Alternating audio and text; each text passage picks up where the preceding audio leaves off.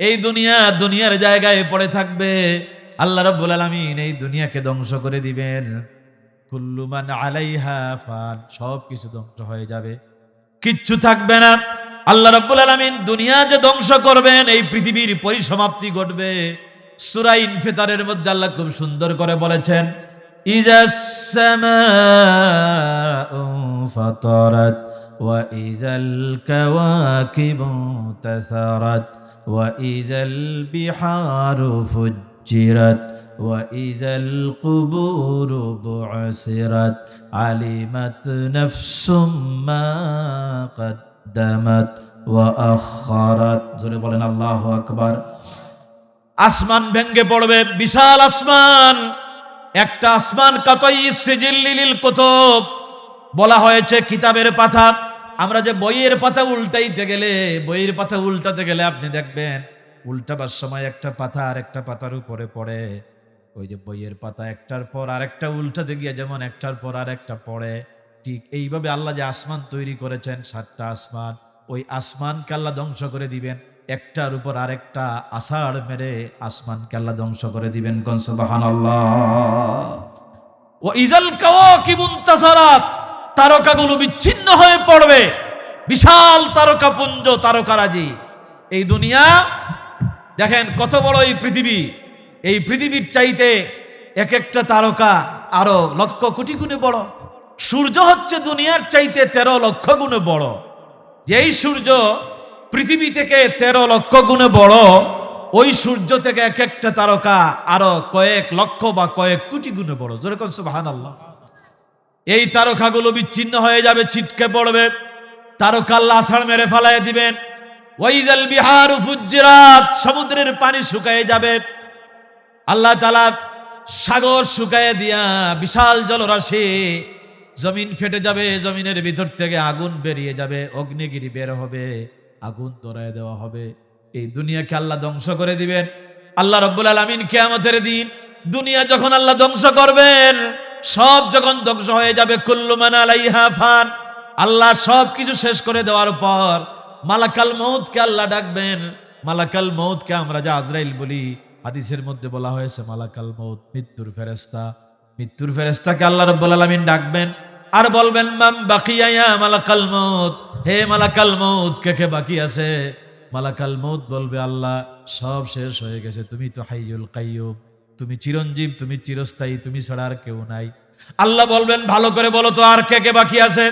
মালাকাল মউত এবার আসমান জমিনে তাকায় বলবে, আল্লাহ কেউ নাই, আসমানেও নাই, জমিনেও নাই।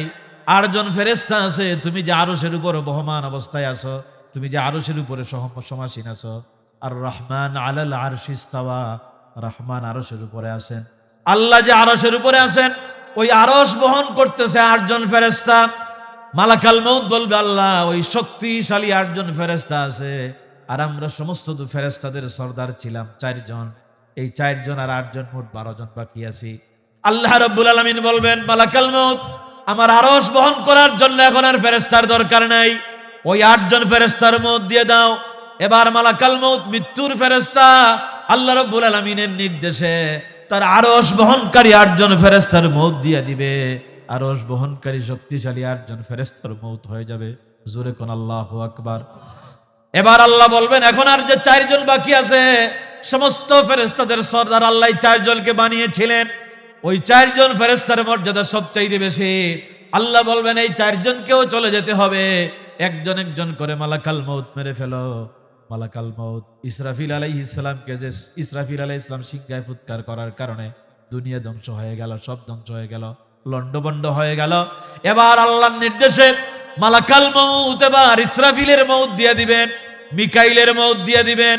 আল্লাহ বলবেন, জিবরাইলের মর্যাদা, জিবরাইল সমস্ত ফেরেশতাদের সরদার, লিডার হলেন জিবরাইল। জিবরাইলকে রুহুল আমিন বলা হয়েছে কোরআনে কারিমে। জিবরাইলের এত মর্যাদা, জিবরাইলের মাধ্যমে আল্লাহ রাব্বুল আলামিন কোরআনকে দুনিয়ায় পাঠাইছেন। কন্যা সুবহানাল্লাহ। সমস্ত নবী রাসূলের কাছে ওহী নিয়ে আসছে যে ফেরেশতা, তার নাম হচ্ছে জিবরাইল আলাইহিস সালাম। সেই জিবরাইল, তার 600 ডানা আল্লাহ তাআলা দান করেছেন। আরশে আজিম থেকে দুনিয়ায় আসতে চাইলে জিবরাইলের বেশি সময় লাগে না। 600 ডানা নিয়া মাত্র 2টা ঝাপটা মারেন আর মুহূর্তের ভিতরে রুহুল আমিন জিবরাইল পৃথিবীতে এসে পৌঁছে যেতে পারে। সুবহানাল্লাহ বলে। তাকে শাদীদুল কুওয়া বলা হয়, সবচাইতে শক্তিশালী ফেরেশতা। আল্লাহ রাব্বুল আলামিন মালাকাল মউতকে বলবেন আমার জিবরাইলের মউত দাও। আল্লাহর নির্দেশে আল্লাহর হুকুমে জিবরাইলেরও মউত হয়ে যাবে। এবার আল্লাহ রাব্বুল আলামিন মালাকাল মউতকে বলবেন কেউ নাই এখন আমি আল্লাহ ছাড়া, আর তুমি মালাকাল মউত ছাড়া। আল্লাহ রাব্বুল আলামিন এবার বলবেন মালাকাল মউত এখন আর কে বাকি আছে? মালাকাল মউতের এবার কান্না শুরু হবে, চিৎকার দিয়ে কান্নার বলবে মাবুদ রে, তুমি তো চিরঞ্জীব, তুমি তো চিরস্থায়ী, তোমার তো মউত নাই। এখন আমি আজরাইল মালাকাল মউত ছাড়া এখন আর কেউ নাই। আল্লাহু আকবার। এবার আল্লাহ বলবেন মউত ইয়া মালাকাল মউত, হে মালাকাল মউত এবার তোমাকে মৃত্যুবরণ করতে হবে, চলে যাও জান্নাত আর জাহান্নামের মাঝখানে। মালাকাল মউত এবার আল্লাহর নির্দেশে জান্নাত আর জাহান্নামের মাঝখানে আরাফ নামক জায়গায় চলে যাবে। আল্লাহ বলবেন মউত তুমি মরে যাও, তোমার মৃত্যু হয়ে যাক। মালাকাল মউত যখন মৃত্যুবরণ করবে, তার সাকরাত যখন শুরু হবে, বিকট আওয়াজ হবে, চিৎকার মারবে। হাদিস শরীফের মধ্যে আসছে মালাকাল মউতের আজরাইলের মৃত্যুর আওয়াজ যদি দুনিয়াবাসী শুনতো, সাথে সাথে ওই আওয়াজের কারণেই সবাই মারা যেত, দুনিয়া লন্ডভন্ড হয়ে যেত। কেউ নাই, মালাকাল মউতেরও মৃত্যু হয়ে গেছে, সব শেষ হয়ে গেছে। এবার আমার আল্লাহ রাব্বুল আলামিন ছাড়া আর কেউ নাই। বলেন তো এখন একজন আছেন, তিনি কে? আল্লাহর নাম নিতে কোনো শরম আছে ভাই আপনাদের? জোরে কোন তিনি কে? কুল্লু মান আলাইহা ফান ওয়া ইয়াবকা ওয়াজহু রাব্বিকা যুল জালালি ওয়াল ইকরাম ফাবিআইয়ি আলা'i রাব্বিকুমা তুকাযযিবান। সুবহানাল্লাহ, সব শেষ। এবার আল্লাহ রাব্বুল আলামিন ডাকবেন আর বলবেন, আল্লাহ এবার চিৎকার দিবেন আর বলবেন আজকে রাজত্ব কার? আল্লাহ রাব্বুল আলামিন তিনবার বলবেন লিমানিল মুলকুল ইয়াউম, রাজত্ব কার? কোরআনে কারীমের আয়াত। বলেন তো রাজত্ব কার? আরো জোরে বলেন রাজত্ব কার? কেউ নাই। তার আগে আসছে আল্লাহ ডাকবেন আর বলবেন দুনিয়াকে, আল্লাহ বলবেন হে দুনিয়া আইনাল জব্বারিন, হে দুনিয়া ওই ক্ষমতাশালীরা গেল কোথায়? আল্লাহ তাআলা মাঝে মাঝে কিছু লোককে ক্ষমতা দেন, ক্ষমতা দিয়ে আল্লাহ পরীক্ষা করেন কদ্দূর যাইতে পারে। ক্ষমতা দেওয়ার মালিককে? আরো জোরে কোন না, ক্ষমতা দেওয়ার মালিককে? আবার ক্ষমতা ছিনে নেওয়ার মালিককে? সব ক্ষমতার মালিক একমাত্র আল্লাহ সুবহানাহু ওয়া তাআলা। সেই আল্লাহর জন্য একবার তাকবীর বলেন তো, আল্লাহু আকবার। আওয়াজ দেন, মুসলমানের মতো আওয়াজ দেন, আল্লাহু আকবার। আরো জোরে বলেন আল্লাহু আকবার। আল্লাহ বলবেন আইনাল জব্বারিন, কোথায় ক্ষমতাশালীরা? কোথায় ফেরাউন? কোথায় নমরুদ? কোথায় সাদ্দাত? দুনিয়ায় কত বাহাদুরি করছে না? ক্ষমতা পাওয়ার পর কত অত্যাচার, কত নির্যাতন করে। এই যে 16-17 বছর এক ফ্যাসিস কি অত্যাচার আর নির্যাতন করেছিল আলেম ওলামাদের ভিতরে উপরে। বলেন তো আপনারা ক্ষমতাকেই চিরকাল আটকায় রাখতে পারছে? কি অপমান করে। দেখেন আল্লামা সাঈদীকে দুনিয়া থেকে বিদায় করলো, কত লোককে ফাঁসি দিল, কত নিরপরাধ মানুষদেরকে মারলো। সবাই তো মনে করেছিল এর হাত থেকে ক্ষমতা মনে হয় আর কেউ নিতে পারবে না। কিন্তু এই শহীদ উসমান হাদিদের মতো আবাবিলদেরকে দিয়া আল্লাহ জালেমকে ধ্বংস করে দিয়েছেন। ঠিক কিনা বলেন? শহীদ উসমান হাদি বীরের বেশে বাংলার মাটিতে সমাহিত হয়েছে, কিন্তু ফ্যাসিস্ট হাসিনার বাংলাদেশে আসতে পারবে না। ঠিক কিনা বলেন? বাংলার দামাল ছেলেরা, শহীদ হাদির উত্তরসূরিরা, এরা যুগ যুগ ধরে শহীদ হাদিকে স্মরণ রাখবে, আর ওই ফেসিসকে, ওই জালেমকে, লেডি ফেরাউনকে ফেরাউনের সাথে স্মরণ করবে। ঠিক কিনা বলেন? ক্ষমতা চিরকাল থাকে না। আল্লাহ ডাকবেন আসরের ময়দানে, আইনাল জব্বারিন, কোথায় সেই ক্ষমতাশালীরা? কেউ নাই। কে জবাব দিবে? আল্লাহ রাব্বুল আলামিন দুনিয়াকে বলবেন হে দুনিয়া, এত সুন্দর পৃথিবী, শস্য শ্যামলা, সুজলা সুফলা, সোনার আবদেশ আমরা বলি বাংলাদেশ। আল্লাহ রাব্বুল আলামিন দুনিয়াকে বলবেন হে দুনিয়া, আইনা আশজারুকি, হে দুনিয়া তোমার গাছপালা গেল কোথায়? এত সুন্দর গাছপালা ছিল, ফল ফলাদি ছিল, ফুলের গাছ ছিল, কত সুন্দর সুন্দর গাছ ছিল, দুনিয়াকে সাজানো হয়েছিল, কোথায় তোমার গাছপালা? কে জবাব দিবে? কেউ নাই। আল্লাহ বলবেন, হে দুনিয়া ইনা জিবালোক, দুনিয়া তোমার পাহাড় পর্বত গুলি গেল কোথায়? বড় বড় পাহাড় আছে না ভাই, পার্বত্য চট্টগ্রাম, বান্দরবন, খাগড়াছড়ি, রাঙ্গামাটিতে গেলে, ওই যে বান্দরবনে গেছিলাম কয়েকদিন আগে, পার্বত্য চট্টগ্রামে থানসিতে, কি উঁচু উঁচু পাহাড়, পাথরের পাহাড়, মাঝখানে নদী, সাঙ্গু নদী। সাঙ্গু নদী দিয়ে চললে আপনি দেখবেন দুপাশে অনেক পাথরের পাহাড় দেখা যায়। কি শক্ত মজবুত পাহাড় আল্লাহ উঁচু করে রেখে দিয়েছে। ওই পাহাড়গুলো বড় বড় পাহাড়, পৃথিবীতে যত পাহাড় আছে ওই পাহাড়গুলো ওয়াতাকুনুল জিবালু কালইহনিল মানফুস, আল্লাহ বলেছেন তুলা ধুনার মতো আল্লাহ পাহাড়গুলো উড়াইয়া দিবেন। আল্লাহু আকবার বলেন। ভাই মজবুত পাহাড় এগুলো থাকবে না, আল্লাহ ধ্বংস করে দিবেন পাহাড়। পাহাড়কে আল্লাহ তাআলা দুনিয়ার জন্য পেরেক হিসাবে বানাইছেন। ওয়াল জিবালা উতাদা, পাহাড় না থাকলে দুনিয়া থাকতো না, এটা দুনিয়ার জন্য পেরেক। ওই দুনিয়া টিকে আছে পাহাড়ের পেরেক হিসাবে থাকার কারণে। এই পাহাড়কে আল্লাহ রাব্বুল আলামিন ধ্বংস করে দিবেন। পাহাড় যে আল্লাহ ধ্বংস করে দিবেন এটার একটা উদাহরণ আমি আপনাদেরকে বলি। আমার বাড়ি হলো সিলেটের মৌলভীবাজারে। মৌলভীবাজারে অনেকগুলো চা বাগান আছে, আবার পাহাড়ও আছে। শ্রীমঙ্গল আর কমলগঞ্জের মাঝখানে একটা পাহাড় ছিল। ওই পাহাড়টা ট্রেনে যদি আপনারা সিলেটে যেয়ে থাকেন তাহলে দেখতে পাবেন। ওই পাহাড়ের নিচে আপনার পাদদেশে ওই যে বিদেশি কোম্পানি তারা ওখান থেকে গ্যাস উত্তোলন করত। গ্যাস উত্তোলন করতে গিয়া ওই পাহাড়টা বিস্ফোরিত হইল। বেশ 94, এটা 94 অথবা 95-এ, 1994 অথবা 95 সালের কথা বলতেছে। বিস্ফোরিত হলো, আমি নিজের চোখে গিয়ে দেখেছি ওইটা, তখন আমি দাখিল পরীক্ষার্থী ছিলাম। সেই পাহাড় বিস্ফোরিত হয়ে ওই এলাকার লোকেরা বলেছে ওই পাহাড়টা যখন বাস্ট হয়ে গেল গ্যাসের কারণে, উড়ে গেল, একদম তুলা ধুনার মতো বালুকণায় পরিণত হয়ে গেল। ওখানে বিরাট গর্ত হয়ে গেছে পুকুরের মতো।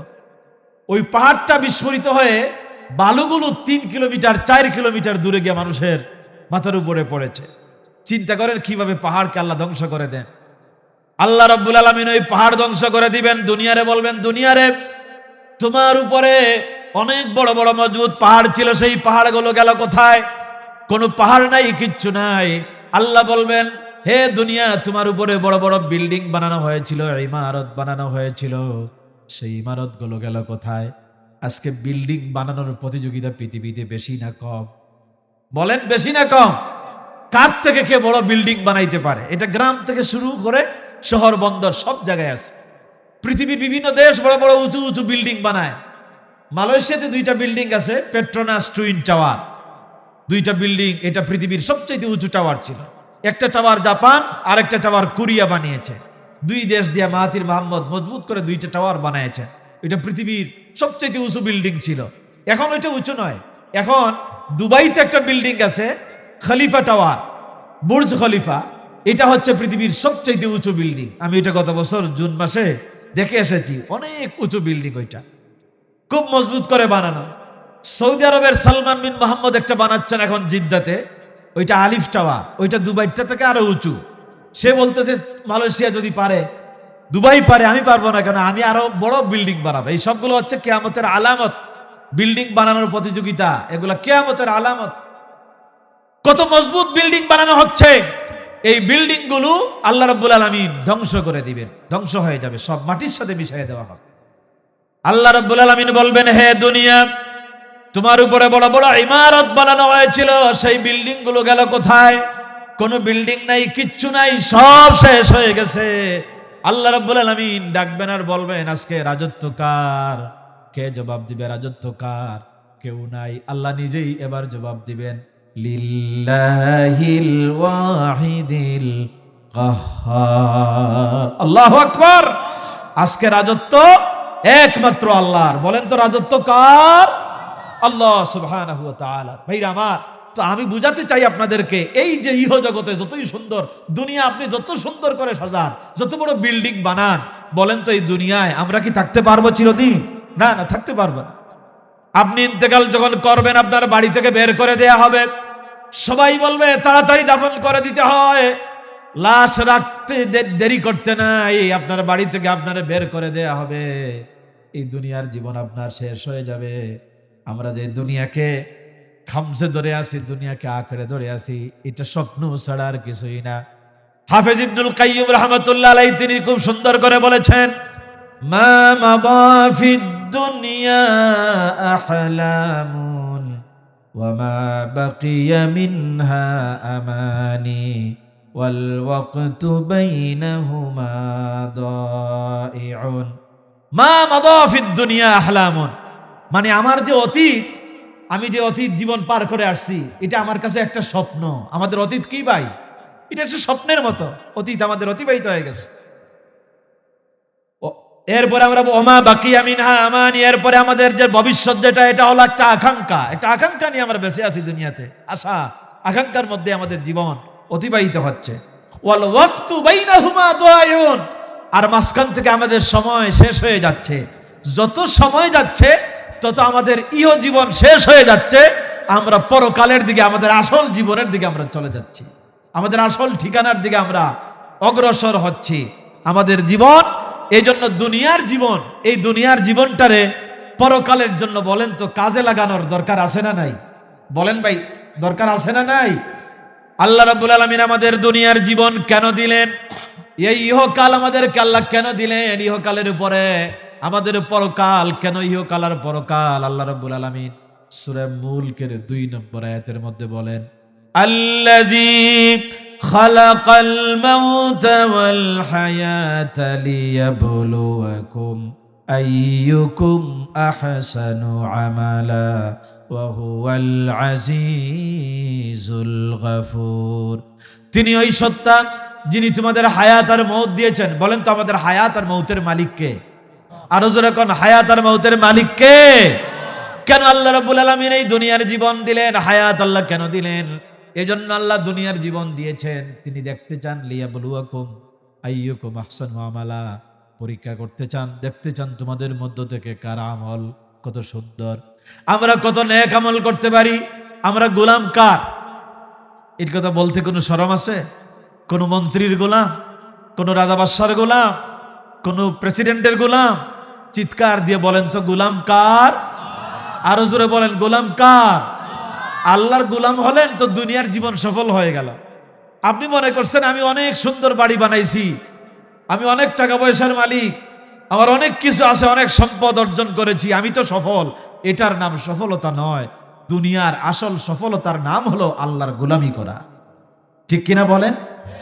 যদি আল্লাহর গোলামি করে জীবনটা কাটাতে পারেন, তাহলে আপনি দুনিয়ায় সফল হয়ে গেলেন। আল্লাহর গোলাম, গোলামি করার জন্য আল্লাহ রাব্বুল আলামিন আমাদের দুনিয়ার জীবন দান করেছেন। বাইরার গোলামি করার জন্য আল্লাহ সময় আমাদেরকে দিলেন। সময় মানে হলো হায়াত, সময় মানে হলো দুনিয়া। এই ইবাদত করার জন্য, গোলামি করার জন্য বলেন তো সময়ের দরকার আছে না নাই? আমরা যে এশার সালাত আদায় করলাম, আমরা মাগরিবের সালাত আদায় করলাম, ইবাদত বندگی করলাম, আমরা যে কোরআনের কথা শুনতেছি আর কোরআনের কথা বলতেছি, এটাও ইবাদত। এই যে সময় আমরা ব্যয় করতেছি, এই যে সময় আল্লাহ আমাদেরকে দিলেন, এই সময়টাই কিয়ামতের দিন পরকালে আমাদের জন্য সাক্ষী হয়ে যাবে। হতে পারে এই ধরনের নেক আমলগুলো আমাদের নাজাতের উসিলা হিসাবে আল্লাহ মঞ্জুর করে নিতে পারে। আল্লাহ যেন আজকের মাহফিল কবুল করেন, সবাই বলে না আমিন। আল্লাহ যেন এই মাহফিলকে আমাদের নাজাতের উসিলা বানায় দেন, সবাই বলে না আমিন। আমরা যেন এখান থেকে কিছু কথা শুনে তার উপর আমল করে দুনিয়ার জীবনকে আমরা যেন সুন্দর করতে পারি। আল্লাহ তৌফিক দাও, সবাই বলেন না আমিন। ভাইরা, এই দুনিয়ার জীবনের সময়টারে কাজে লাগান, অযথা সময় নষ্ট কইরেন না। ফেসবুকে ঘন্টার পর ঘন্টা আমরা সময় নষ্ট করি, আমরা চ্যাটজিপিটিতে সময় নষ্ট করি, ইউটিউবে গিয়ে নাটক দেখে দেখে সময় নষ্ট করি, সিনেমা দেখে দেখে সময় নষ্ট করি। আল্লাহর গোলামেরা, আল্লাহর বান্দা বান্দিরা, সবাইকে আমি অনুরোধ করে গেলাম, এই সময়টারে কাজে লাগাবেন। আল্লাহর জিকির করে সময়টারে কাজে লাগান, ইবাদত বন্দেগী করে সময়টারে কাজে লাগান, তাহলেই দুনিয়ার জীবন সফল হয়ে গেল। এই সময়টাই হচ্ছে আমাদের পরকালের জন্য পুঁজি, দুনিয়াটাই হচ্ছে আখিরাতের জন্য পুঁজি। এই দুনিয়া যদি আমরা সফল হতে পারি, তাহলে আখিরাত আমাদের সফল হবে। আর দুনিয়া যদি ব্যর্থ হয়ে যায়, আখিরাতেও আমরা ব্যর্থ হয়ে যাব। এই জন্য ভাই, সময়টা অবহেলা করে নষ্ট করিয়েন না। সময় কিন্তু শেষ হয়ে যাচ্ছে। সময়, আমরা যত সময় যাচ্ছে তত আমরা কবরের দিকে অগ্রসর হচ্ছি। সূরা আসরের তাফসীর করতে গিয়া ইমাম ফখরুদ্দিন রাজি রহমাতুল্লাহ আলাইহি খুব সুন্দর করে একটা ঘটনা নিয়ে আসছে। এক বরফ বিক্রেতার কথা তিনি তাফসীরের মধ্যে আনছেন। আপনারা আমার কথা বুঝতেছেন না? কষ্ট হচ্ছে আপনাদের? অসুবিধা হচ্ছে নাকি ভাই? শেষ পর্যন্ত বসতে রাজি আছি তো ইনশাআল্লাহ? ফখরুদ্দিন রাজি রহমাতুল্লাহ আলাইহি তিনি এক বরফ বিক্রেতার কথা নিয়ে আসছেন সূরা আসরের তাফসীর করতে গিয়া। বাজারে বরফ বিক্রি করে, বরফের টুকরা নিয়ে বাজারে যাচ্ছে। বৃষ্টির দিন ছিল, গুড়ি গুড়ি বৃষ্টি হচ্ছে। গুড়ি গুড়ি যদি বৃষ্টি হয় তাহলে রাস্তা, কাঁচা রাস্তা পিচ্ছিল হয়ে যায়, কাদা রাস্তা, মাটির রাস্তা। এই পিছলা পিচ্ছিল রাস্তায় পথ চলতে গিয়া অনেকে পিছলা খেয়ে পড়ে যায়। খুব সতর্কতার সাথে পা ফেলতে হয় জমিনে, রাস্তায়। বরফ বিক্রেতা বরফ নিয়ে ওই পিচ্ছিল রাস্তা দিয়ে যাচ্ছে বৃষ্টির দিনে, সতর্কতার সাথে পা ফেলতেছে। যদি পিছলা খেয়ে পড়ে যায় তাহলে তার বরফের টুকরা মাটিতে পড়ে নষ্ট হয়ে যাবে, তার পুঁজি নষ্ট হয়ে যাবে। সে খুব সতর্কতার সাথে বাজারে গেল, গিয়া দেখলো বৃষ্টির দিন হওয়ার কারণে বাজারে বায়ার যারা বরফের টুকরা কিনবে তারা কেউ আজকে বাজারে আসে নাই। সে খুব হতাশ হয়ে গেল।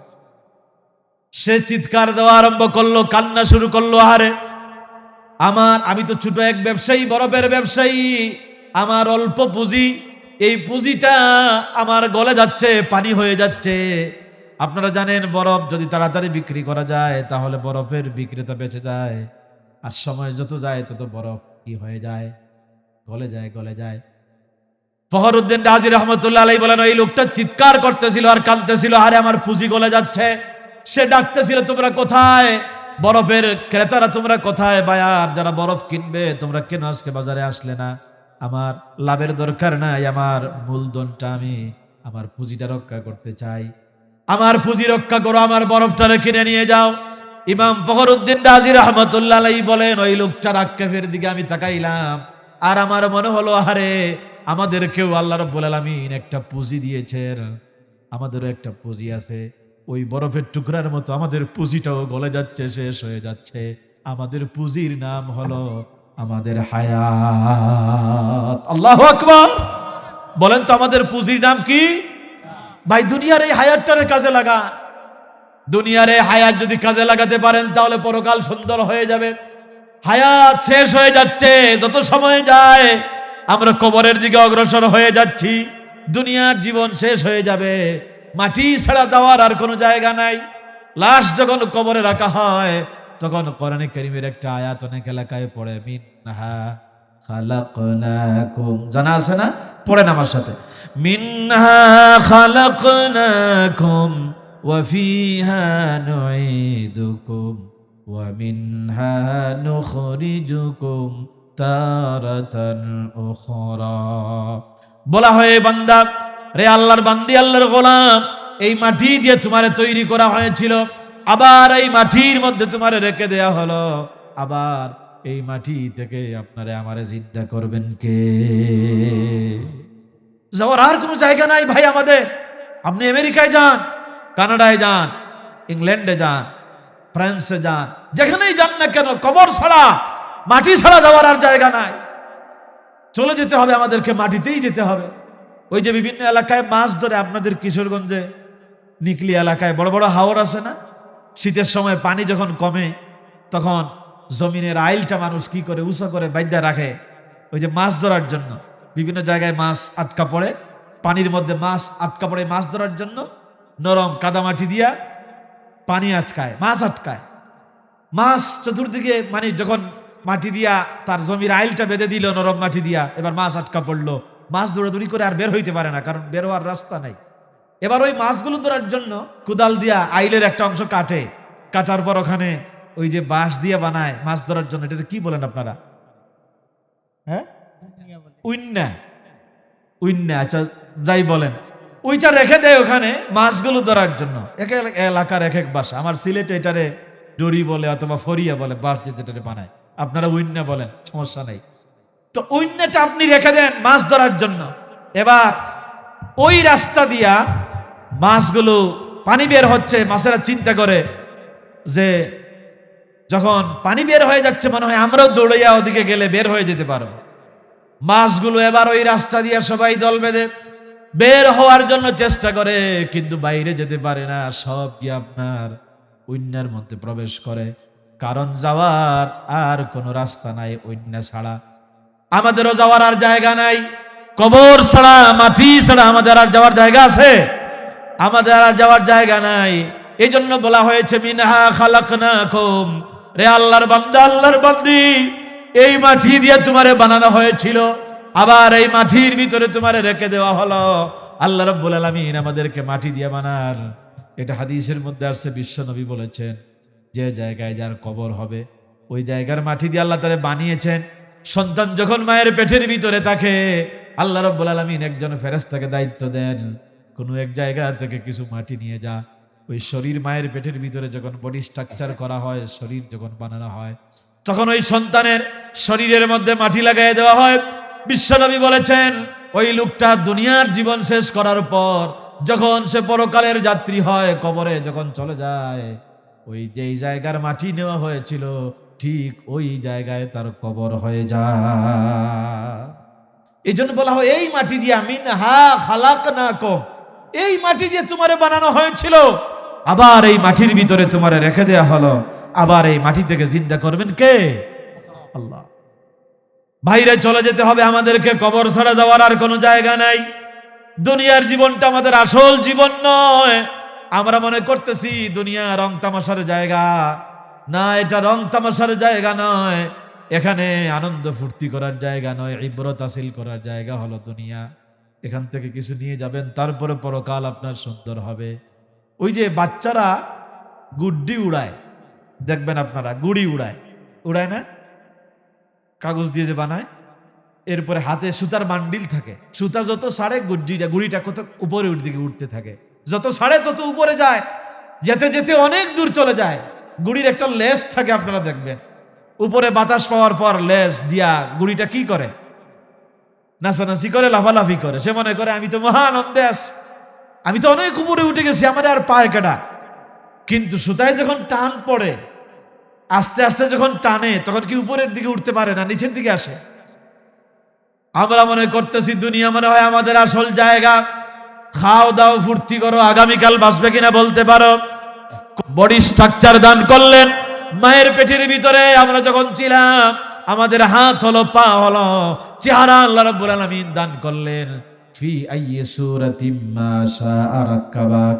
এক একজনকে, দুনিয়ার কত মানুষ বসবাস করে, প্রায় 800 কোটির উপরে মানুষ বসবাস করে। একজন মানুষের চেহারার সাথে আর একজন মানুষের চেহারার কোনো মিল আছে নাকি? কোন আছে? নাই। ভিন্ন ভিন্ন আকৃতি দিয়া আপনারে আমারে তৈরি করেছেন কে? আরে ভাই, একজনের সাথে আরেকজনের মিল হয় না। এই যে আমরা পাসপোর্ট করতে গেলে ফিঙ্গারপ্রিন্ট দেই, জমি রেজিস্ট্রি করতে গেলে হাতের ছাপ দেই, বুট দিতে গেলে, ইলেকশন আসতেছে না সামনে, আমরা যে আঙ্গুল দিয়ে আঙ্গুলের ছাপ নেয়, কেন আঙ্গুলের ছাপ নেয়? কারণ সকলের আঙ্গুলের রেখাগুলো সমান নয়। সুবহানাল্লাহ বলবেন না আপনারা? এক একজনকে আল্লাহ রাব্বুল আলামিন এক এক ভাবে বানালেন। মায়ের পেটের ভিতরে আল্লাহ রাব্বুল আলামিন, আমাদের কোনো অস্তিত্ব ছিল না। আল্লাহ বলেন আমি তোমাকে বানালাম, তৈরি করলাম, কেমনে তুমি আমারে অস্বীকার করো? তুমি তো কিছুই ছিলে না। যে আল্লাহ রাব্বুল আলামিন বিনা অস্তিত্ব থেকে আমাদেরকে অস্তিত্ব দান করেছেন, সেই আল্লাহ অবশ্যই আমাদেরকে আবার তৈরি করতে পারবেন। জোরে কোন ঠিক কিনা? দুনিয়া আসল জায়গা নয়, এটা ইবরত হাসিল করার জায়গা। পাতেও সংগ্রহ, আখিরাতের জন্য কিছু সংগ্রহ করবেন। এই জন্য আল্লাহ দুনিয়ার ছোট্ট একটা জীবন দান করেছে, খেলতামাশার জায়গা নয়। আমরা সময় যাচ্ছে আর আমাদের সুতায় টানা হচ্ছে। ওই যে গুড়িতে বাচ্চা যখন টানে, তত গুড়িটা নিচের দিকে চলে আসে, আস্তে আস্তে এক সময় ধরা পড়ে যায়, আর যাইতে পারে না। নামার সময় এদিকে একটা ধাক্কা মারে, একদিকে ধাক্কা মারে, মাইরা জমিনে পড়ে যায়। আমরাও মৃত্যুর সময় সাকরাত আমাদের শুরু হয়ে যাবে, আমরা চলে যাব, কবরে চলে যাব। কবর ছাড়া যাওয়ার আর কোনো জায়গা। একজন আরবি কবি খুব সুন্দর করে বলেছেন, আল মাউতু কাসুন কুল্লু নাসিন শারিবুহা, আল মাউতু কাসুন কুল্লু নাসিন শারিবুহা, ওয়াল কবরু বাবুন কুল্লু নাসিন দাখিলুহা। মৌত হচ্ছে এমন এক শরবতের পেয়ালা যা সবাইকে পান করতে হবে, আর কবর হলো এমন এক দরজা যে দরজা দিয়া সবাইকে প্রবেশ করা লাগবে। মরণ থেকে পালাও তুমি, মরণ তোমায় লইবে গিরি, যদিও সুদূর আকাশ পানে পালাও সেতায় লাগিয়ে সিঁড়ি, যদিও সুদূর আকাশ পানে পালাও সেতায় লাগিয়ে সিঁড়ি। এ মহারোগের চিকিৎসক নাই, বলেন কোন চিকিৎসক আছে? আরে ভাই, যদি চিকিৎসকেরা মানুষকে সুস্থ করতে পারতো তাহলে আমাদের উসমান হাদি সিঙ্গাপুরে গেছিল, সে ওখান থেকে সুস্থ হয়ে আসতো। হায়াত আর মৌতের মালিককে। আমাদের মন্ত্রীরা, বড় বড় মানুষেরা অসুস্থ হইলে কেউ ভারতে যায়, কেউ সিঙ্গাপুরে যায়, কেউ আমেরিকায় যায় বাঁচার জন্য। কিন্তু হায়াত ফুরিয়ে গেলে যে ডাক্তাররা মানুষদেরকে চিকিৎসা করে, সেই ডাক্তারেরও মৃত্যু আসে না নাই? সিঙ্গাপুরের মাউন্ট এলিজাবেথ হসপিটাল, সে হসপিটালের এক ডাক্তারের মৃত্যু কাহিনী আমি অনেকদিন আগে শুনেছিলাম। এভাবে এক রুগীকে অপারেশন করতেছে অপারেশন থিয়েটারে, ডাক্তাররা বোর্ড বসায়েছে যে অপারেশন না করলে এই রুগীকে আর টিকানো যাবে না। অপারেশন থিয়েটারে অপারেশন করতেছে, একটু সময় লাগতেছে অপারেশনে, ডাক্তারের একটু বিশ্রাম দরকার, ডাক্তার টায়ার্ড হয়ে গেছে, খুব জটিল অপারেশন, তার বিশ্রাম নিতে হবে, না হলে সে ভালোভাবে অপারেশন সাকসেসফুল করতে পারবে না। সে রুগীকে অক্সিজেন দিয়ে অপারেশন থিয়েটারে সে একটু গেছে বিশ্রামের জন্য, একটু ঘুমাতে গেছে, ব্রেনটা ঠিক করার জন্য গেছে, ঘুমাইছে। ঘুমের মধ্যে আল্লাহ আজরাইল পাঠাইছে, যাও মাউন্ট এলিজাবেথ হসপিটালের ডাক্তার, রুগী না ডাক্তাররে নিয়ে আসা। ওই ঘুমের মধ্যেই ডাক্তার মারা গেছে। ইন্না লিল্লাহি। কে কখন চলে যায়? ডাক্তারদের মৌত আছে না নাই বলেন তো? আপনারা পিজি হসপিটালে যান, আপনারা ঢাকা মেডিকেলে যান, এবার কেয়ার হসপিটালে যান, দেখবেন প্রত্যেকটা রোগের আলাদা আলাদা ডাক্তার আছে না? লিভারের ডাক্তার আছে, ক্যান্সারের ডাক্তার আছে, ব্রেনের ডাক্তার আছে, তারপরে আপনার হার্টের ডাক্তার আছে। প্রত্যেকটা রোগের আলাদা আলাদা বিভাগ আছে, আলাদা আলাদা ডাক্তার আছে। কিন্তু মৃত্যু নামক কোনো এবার কেয়ার হসপিটালে কোনোদিন লেখা দেখছেন যেখানে মৃত্যু নামক রোগের চিকিৎসা করা হয়? আছে নাকি কেউ? না। মাউন্ট এলিজাবেথ হসপিটালের ডাক্তার অপারেশন করতেছে, রোগীকে অপারেশন থিয়েটারে রেখে ঘুমাইছে, ঘুমের মধ্যে আজরাইল এসে ডাক্তারের বিদায় করে দিয়েছে। ডাক্তার মারা গেছে, রোগী কিন্তু এখনো আছে, রোগী অপারেশন থিয়েটারে, লোকেরা ডাক্তারের বিদায় করে দিয়েছে। আরো বাকি অন্য ডাক্তার আসলো, আইসা অপারেশন থিয়েটারে গিয়ে রোগীকে অপারেশন করলো, অপারেশন সাকসেসফুল হলো, রোগী সম্পূর্ণ সুস্থ হয়ে গেল। মরে গেল কে? কে মরে গেল? এ মহারোগের চিকিৎসক নাই, নাই সে ঔষধ জগতে, খুঁজিয়া কাতর হইলে কি হবে, পারিবে না তারে বাঁচাতে। মৃত্যু নামক রোগের কোনো চিকিৎসক নাই, কোনো ডাক্তার নাই। ডাক্তাররাও দুনিয়া থেকে বিদায় হয়ে যায়, ডাক্তাররাও চলে যায়। আমার ভাইরা, এই দুনিয়া থাকার জায়গা নয়, দুনিয়া থেকে আমাদেরকে চলে যাবে। এখন আমরা যে দুনিয়ার থেকে চলে যাব, এই দুনিয়ার থেকে যাওয়ার সময় আমাদেরকে যখন বিদায় দেয়া হবে, আমাদের বাড়ি থেকে যখন লাশটা বের করা হবে, তখন আমাদের সাথে আমরা যখন মারা যাব, মারা যাওয়ার পর আমাদের শরীরটা লাশ হয়ে যায়। শরীরটা কি হয়ে যায় বলেন না? কি হয় ভাই?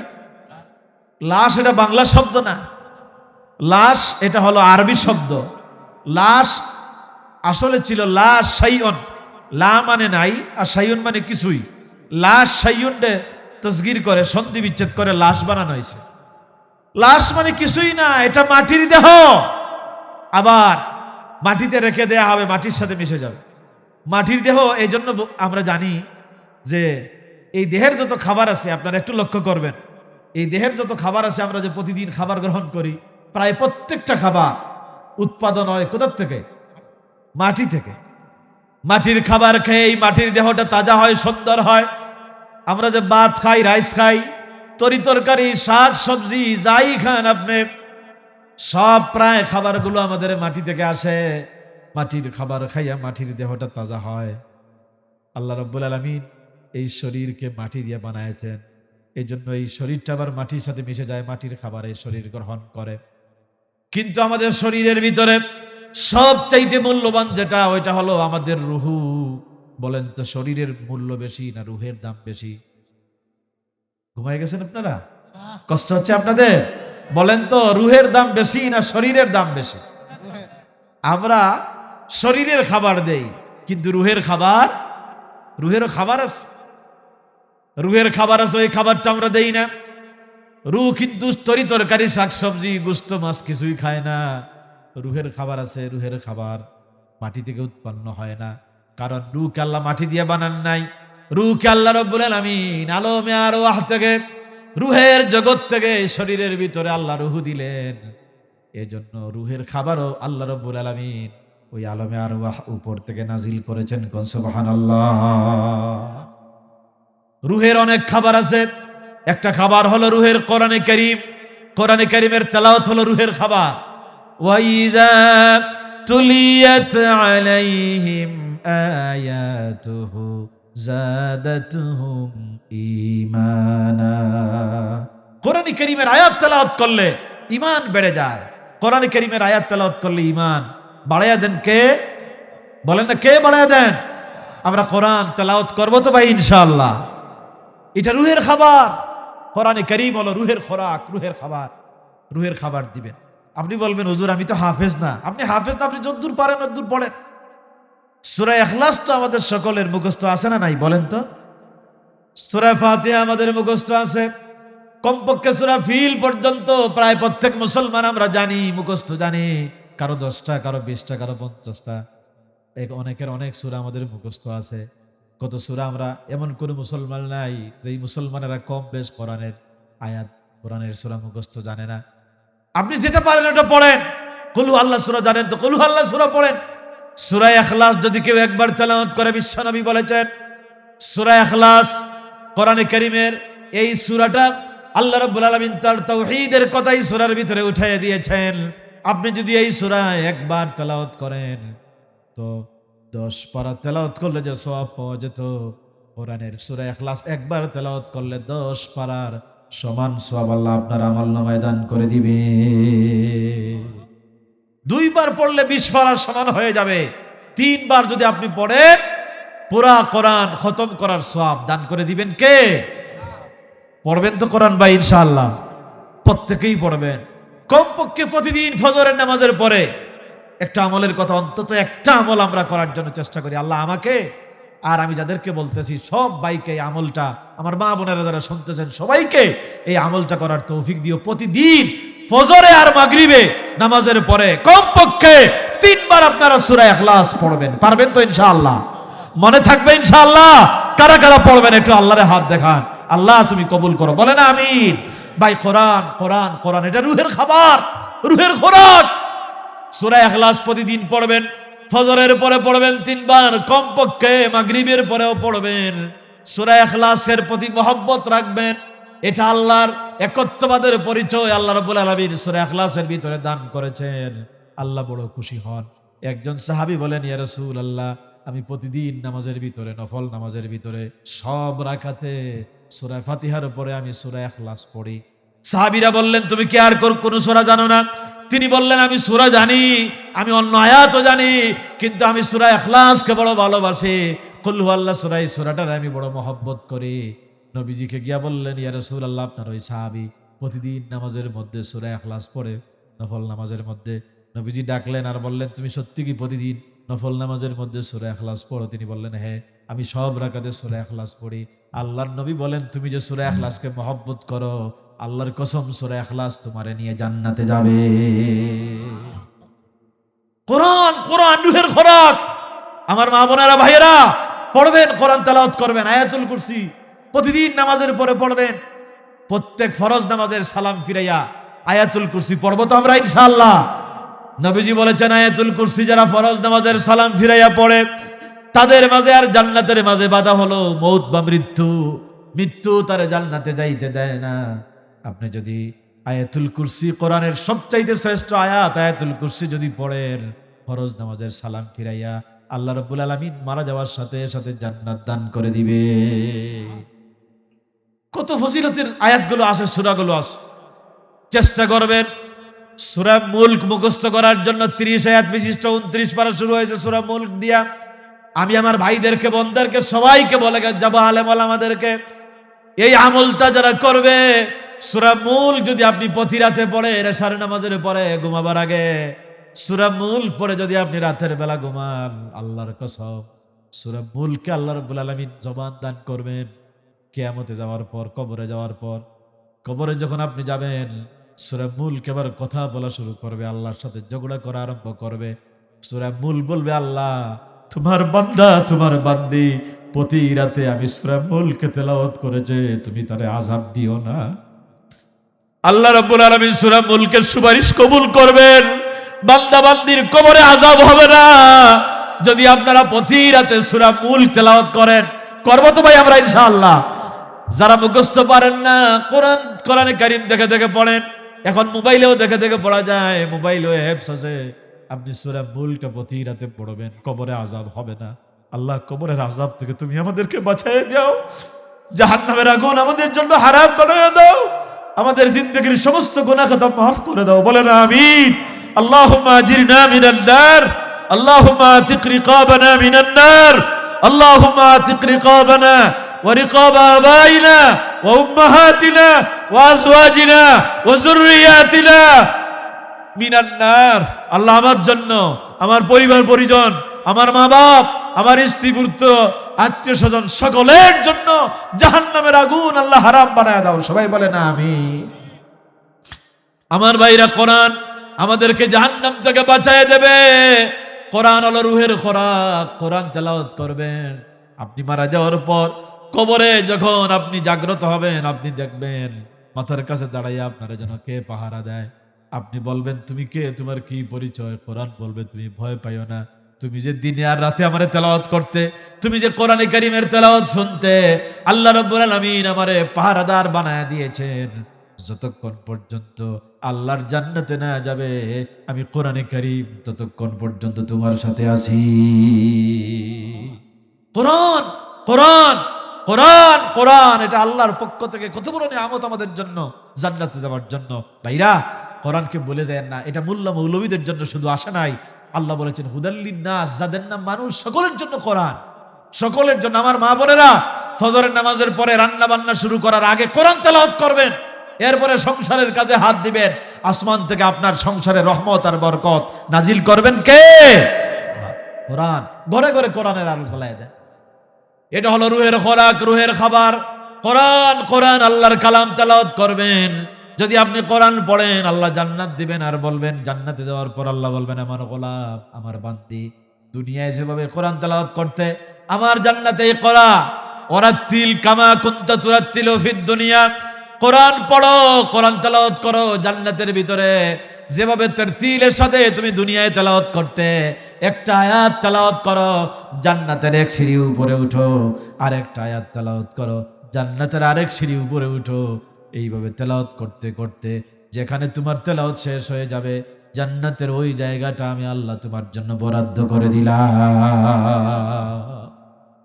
আল্লাহ আমাদেরকে আমল করার তৌফিক দান করো, সবাই বলে না আমিন। আল্লাহ আমাকে এবং যারা শুনতেছে প্রত্যেককে আমলগুলো করার তৌফিক দিয়ে দাও মাবুদ, সবাই বলে না আমিন। ইয়া রাব্বাল আলামিন। আমি আমার জন্য বলতেছি, আপনাদের জন্য বলতেছি। আমার ভাইরা, আমল করেন, দুনিয়াটারে কাজে লাগান। গোলামি করার জন্য আপনারা আমারে আল্লাহ বানিয়েছেন। ওয়ামা খালাকতুল জিন্না ওয়াল ইনসা ইল্লা লিয়াবুদুন। আল্লাহ বলেন, আমি মানুষ আর জিন বানাইছি শুধুমাত্র আমার গোলামি করার জন্য। গোলাম কার? একটু শরীরের দিকে তাকালেই বোঝা যায় আমরা আল্লাহর গোলাম। আল্লাহ আমাদেরকে বানিয়েছেন, এমন ভাবে বানিয়েছেন গোলামি করার জন্য। হাঁটুতে আল্লাহ জুড়া দিলেন, কোমরে জুড়া দিলেন, হাতের মধ্যে আল্লাহ জুড়া দিয়ে দিলেন। হাতের মধ্যে প্রায় 6টা জুড়া আছে। কেন এত আল্লাহ জুড়া দিলেন? কারণ আল্লাহর গোলামি করার জন্য এই জুড়া দরকার। আমরা যখন রুকুতে যাই, আমাদের মাথাটা নত হয়। বলেন তো, আমার মাথাটা নত হয় কার সামনে? আল্লাহর সামনে মাথা নত হয়। যদি আমার হাঁটুতে জুড়া না থাকতো, বলেন তো আমরা আল্লাহর সামনে মাথা নত করতে পারতাম নাকি? মাথাটা নত করতে পারতাম না। আমার জুড়া থাকার কারণে আল্লাহ কল কবজা দিয়ে আমারে বানাইছেন। আমি তো আল্লাহর গোলাম। আমি যেভাবে গোলামি করি, অন্য কোনো মাখলুকাত ওইভাবে গোলামি করতে পারে না। গরু ছাগল ওইভাবে রুকু দিতে পারবে না। মানুষ আশরাফুল মাখলুকাত যেভাবে আল্লাহর গোলামি করতে পারবে। সবাই গোলামি করছে, কিন্তু মানুষের মতো কেউ পারে না। গাছপালা দাঁড়ায় দাঁড়ায় গোলামি করছে, আল্লাহর জিকির করছে। নবীজি বলেছেন, বিনা প্রয়োজনে গাছের পাতাও ছিল না, কারণ গাছের পাতাটাও জিকির করে কার? ওরা দাঁড়িয়ে দাঁড়িয়ে করছে। আর কেউ রুকুর হালতে করছে, গরু ছাগল আসমরক। কেউ পানিতে মাছ থাকে, সাপ বিচ্ছু থাকে, এরা শুয়ে শুয়ে চলে। ওই অবস্থায় আল্লাহর গোলামি করছে। কিন্তু মানুষকে আল্লাহ এত সুন্দর করে বানায়ছেন, আমরা সর্বাবস্থায় আল্লাহর গোলামি করতে পারি। সালাত ছাড়া যাবে না। আপনি অসুস্থ যদি হন, তারপরেও নামাজ বাদ দেওয়া যাবে না। আপনি দাঁড়াতে পারেন না, বসে বসে সালাত আদায় করতে হবে। বসতে পারেন না, শুয়া শুয়া নামাজ আদায় করতে হবে। আপনি ইশারায় ঠিক মতো আপনি নড়াচড়া করতে পারেন না, ইশারায় হলেও সালাত আদায় করতে হবে। সালাতের কোনো মাফ নাই। অনেকে বলে হুজুর আমার কাপড় ঠিক নাই, এজন্য নামাজ আদায় করতে পারি না। আপনার কাপড় যদি ঠিক নাও থাকে, যদি ওই কাপড়টা পরিবর্তন করার সুযোগ না থাকে, ওই অবস্থায় সালাত আদায় করতে হবে। ঠিক কিনা বলেন? কাপড় যদি নাও থাকে, কোনো জায়গায় মানুষ যদি এরকমের অসুবিধার মধ্যে পড়ে, উলঙ্গ অবস্থায় যদি থাকে, ওই অবস্থায় সালাতের মাফ নাই। যুদ্ধের ময়দানেও থাকলে সালাত আছে না নাই? বাইরে ইবাদত করার জন্য আল্লাহ আমাদেরকে বানিয়েছেন গোলাম। আমরা আল্লাহর গোলাম, গোলামি করে আমরা জীবনটা সুন্দর করব। রুহের খোরাক হচ্ছে আল্লাহর কোরআন, রুহের খাবার হচ্ছে আল্লাহর জিকির। আমরা জিকির করব কার? বলেন না, জিকির করব কার? আলা বিযিকরিল্লাহি তাতমাইন্নুল কুলুব। আল্লাহর জিকির করলে অন্তরে আল্লাহ শান্তি দান করে। যখনই সময় পাবেন আল্লাহর জিকির করবেন। সুবহানাল্লাহ, আলহামদুলিল্লাহ। মোহাব্বতের সাথে পড়েন সুবহানাল্লাহ, লা ইলাহা ইল্লাল্লাহ,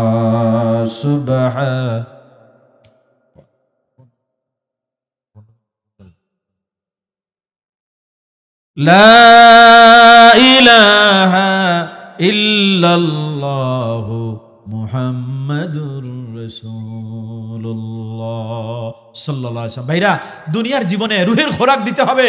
রুহের খাবার হচ্ছে কোরআনের তেলাওয়াত, রুহের খাবার হচ্ছে আল্লাহর জিকির। রুহের খাবার আল্লাহর জিকির। জিকির করবো তো আমরা ইনশাআল্লাহ। জিকির হবে আল্লাহ। আফদালুজ যিকরে লা ইলাহা ইল্লাল্লাহ। জিকিরের মধ্যে সবচাইতে শ্রেষ্ঠ জিকির হচ্ছে লা ইলাহা। শুধু ইল্লাল্লাহ ইল্লাল্লাহ না, শুধু হু হু না, অনেকে হু হু জিকির করে। পুরা কালেমাটা পড়বেন, কালেমাকে ভাগ করা যাবে না। লা ইলাহা, সব নবী রাসূলদের কালেমা এটাই ছিল, লা ইলাহা ইল্লাল্লাহ। এটা আফদালুজ যিকর। নবীজি বলেছেন তোমাদের ঈমানকে তোমরা নবায়ন করো। সাহাবীরা বললেন ইয়া রাসূলুল্লাহ, ঈমান কেমনে নবায়ন করব? নবীজি বললেন তোমরা বেশি বেশি করে লা ইলাহা ইল্লাল্লাহ পড়ো। গুনার কারণে সগীরা গুনাহ হোক, কবিরা গুনাহ হোক, গুনার কারণে মানুষের ঈমান দুর্বল হয়ে যায়। যখন লা ইলাহা ইল্লাল্লাহ পড়ে, ওই ঈমানকে আবার আল্লাহ তাআলা নবায়ন করে দেন। লা তানসা যিকরাল্লাহ, আল্লাহর জিকির বলে দেন না। এটা রুহের খোরাক, রুহের খাবার। নামাজের পরে সুবহানাল্লাহ 33 বার, আলহামদুলিল্লাহ 33 বার, আল্লাহু আকবার 34 বার। আমরা তো সালাম ফিরাইয়াই মুনাজাত দেই। মক্কা মদিনায় কিন্তু এইভাবে লম্বা মুনাজাত দেয় না। নামাজ পড়ছিল 5 মিনিট, মুনাজাত দেয় 10 মিনিট। নবীজি যে দোয়াগুলো শিখাইছেন, এই দোয়াগুলো মুখস্থ করবেন। সালাতের নামাজের সালাম ফিরাইয়া নবীজি আস্তাগফিরুল্লাহ 3 বার পড়তেন। আস্তাগফিরুল্লাহ, আস্তাগফিরুল্লাহ, আস্তাগফিরুল্লাহ। আল্লাহুম্মা আনতাস সালাম ওয়া মিনকাস সালাম, তাবারাকতা ইয়া যাল জালালি ওয়াল ইকরাম। আল্লাহুম্মা আইন্নি আলা যিকরিকা ওয়া শুকরিকা ওয়া হুসনি ইবাদাতিক।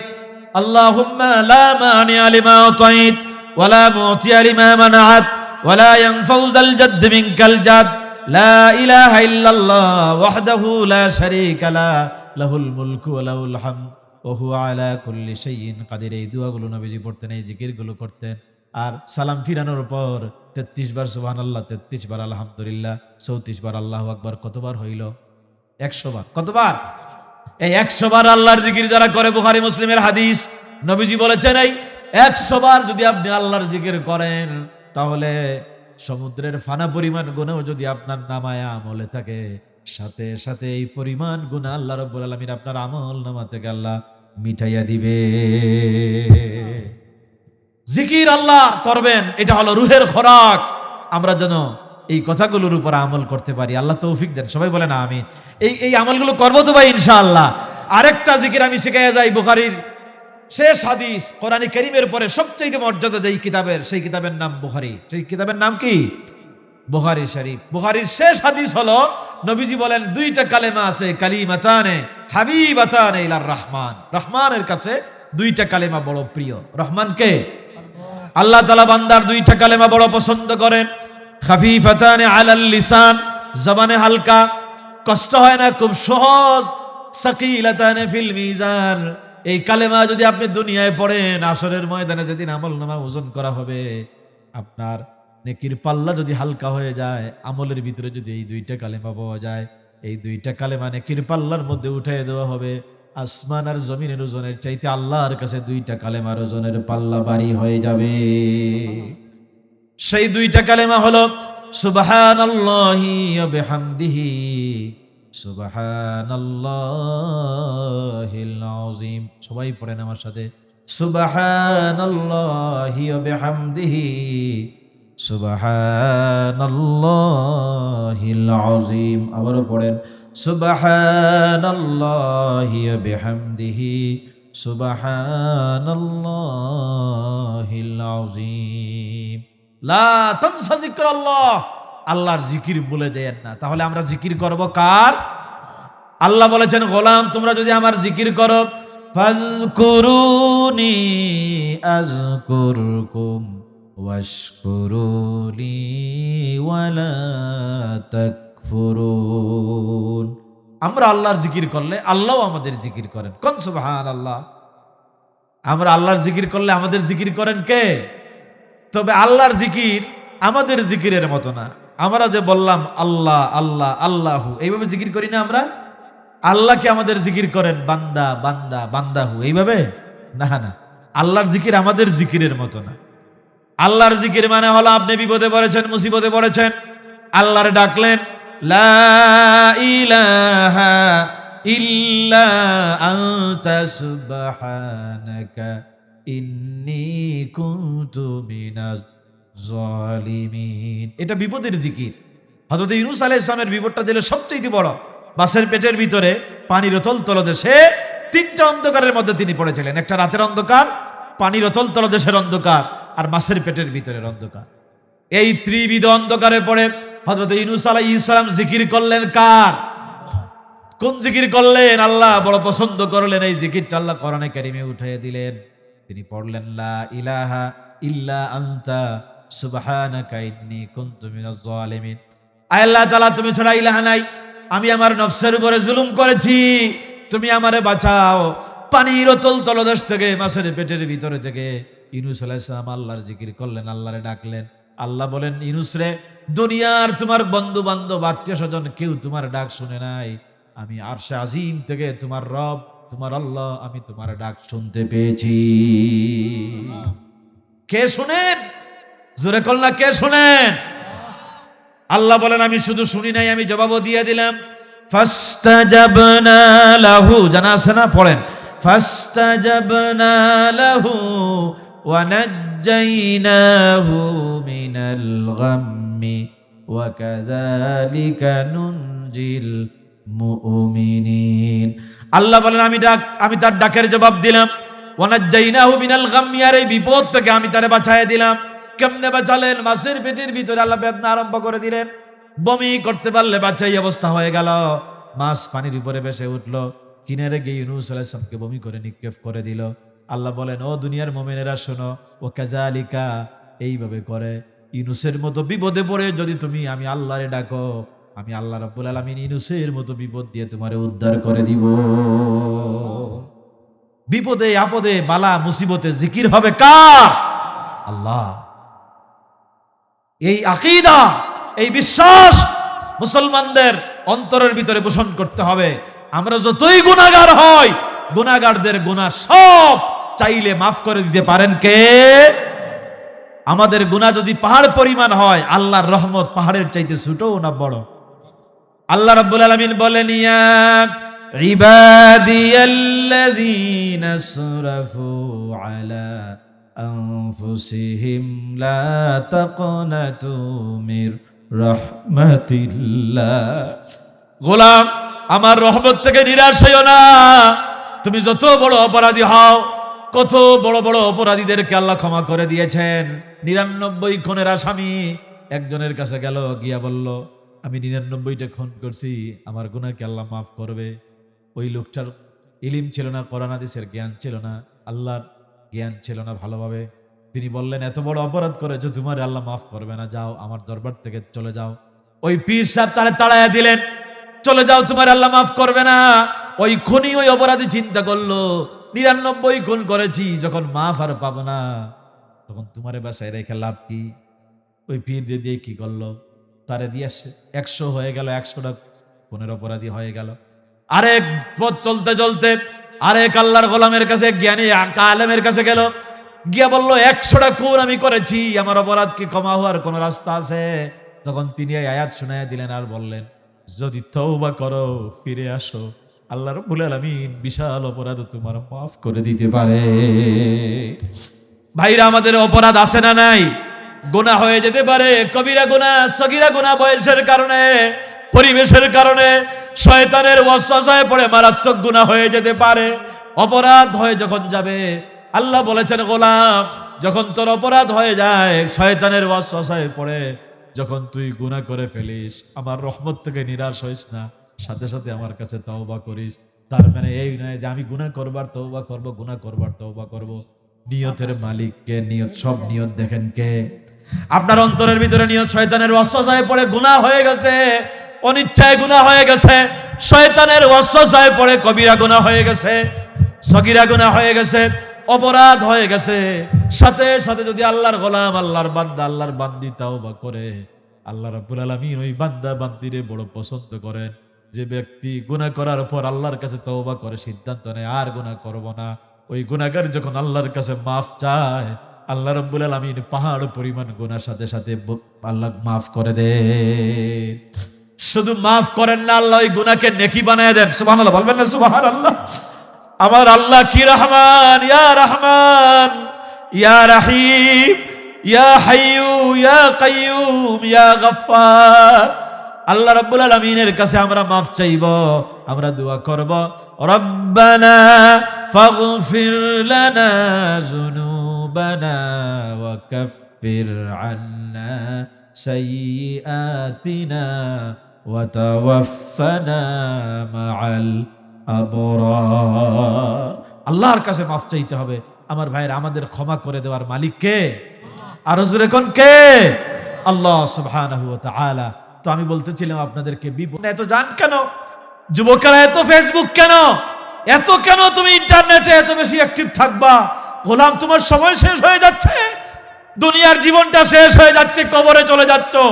উসমান হাদি চলে গেছে, কত মানুষেরা চলে গেছে, মুহাম্মদ সাল্লাল্লাহু আলাইহি ওয়াসাল্লামের মতো বিশ্ব নবী দুনিয়া থেকে বিদায় হয়ে গেছে। আমরা তো সাধারণ মানুষ, আমরাও চলে যাব। দুনিয়া থাকার জায়গা নয়, দুনিয়া কাউকে থাকতে দেয় না। এই দুনিয়া আমার আসল ঠিকানা নয়, মরণ একদিন মুছে দেবে সকল রঙিন পরিচয়।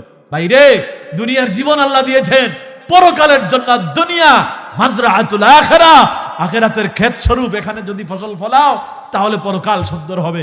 আসুন, আমি আমার আলোচনা ইহকাল পরকাল নিয়ে যে কথাগুলো আপনাদের সামনে উপস্থাপন করলাম, আমি আমার নিজের জন্য বললাম, মুসাফির হালতে আছি, আল্লাহর কাছে ভিক্ষা চাই, আল্লাহ এই কথাগুলো আমাকে এবং যাদের সামনে উপস্থাপন করলাম সবাইকে মাবুদ মাওলা তুমি আমল করার তৌফিক দান করো। সবাই বলেন আমিন। এই কথাগুলো, আজকের মাহফিলের এই আলোচনা আমাদের সকলের জন্য নাজাতের উসিলা হিসাবে আল্লাহ তুমি কবুল করো। সবাই বলেন আমিন। শিমুহা নেহারদিয়া পশ্চিমপাড়া আদমবাড়ির মৃত ব্যক্তিদের রুহের মাগফিরাত কামনায় আজকের ওয়াজ ও দুয়ার মাহফিল। আমরা এই বাড়ির মৃত ব্যক্তিদের জন্য দোয়া করছি, আল্লাহ তাআলা আজকের মাহফিলের নূর নিয়ে তাদের কবরে পৌঁছায় দেন। সবাই বলেন আমিন। আমাদের মুর্দেগান যারা কবরে আছে, আমাদের মুর্দেগানদের কবরকেও আল্লাহ যেন মাহফিলের নূর দিয়ে মানওয়ার করেন। সবাই বলেন আমিন। আমি আলোচনা এখানেই শেষ করছি। এখন আপনাদেরকে নিয়ে আমি মোনাজাত করব, মোনাজাত করে তারপরে আমরা যাবো ইনশাআল্লাহ।